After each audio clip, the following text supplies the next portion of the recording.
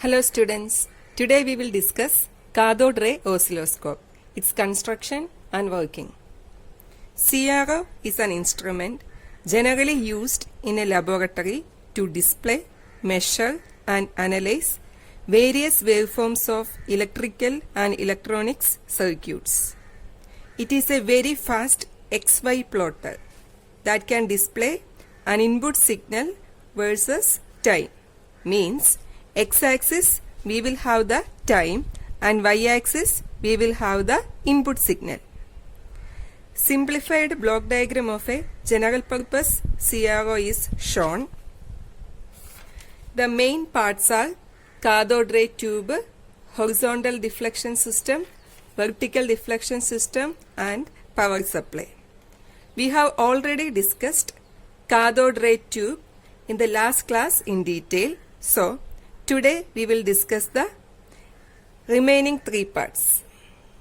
So, first one is the vertical deflection system. As shown in figure, the input signal to be examined are applied to the vertical deflection plates through vertical deflection system. When high voltage signals are to be examined, they must be attenuated to bring them within the range of vertical amplifier.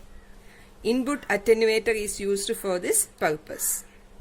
If the applied signals are not strong enough to produce a deflection on the CRT screen, vertical amplifier is used to amplify the input signal. Also, from the figure it is clear that the input signals are applied to the horizontal as well as vertical deflection plates. But before reaching the horizontal deflection plates, the signal passes through different blocks such as trigger circuit, time-based generator and horizontal amplifier. Thus, a small delay occurs. Therefore, the signal reaches the vertical deflection plates early. This causes distortion of the signal on the screen.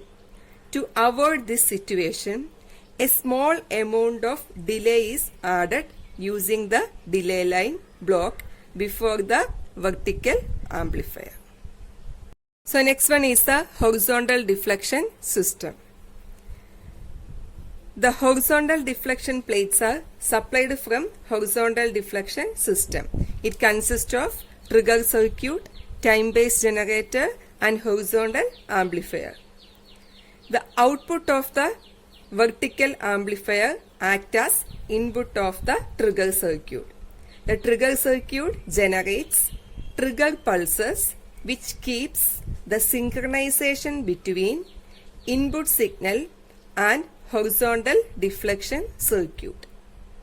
The time-based generator is used to generate a sawtooth waveform which is applied to the horizontal deflection plates.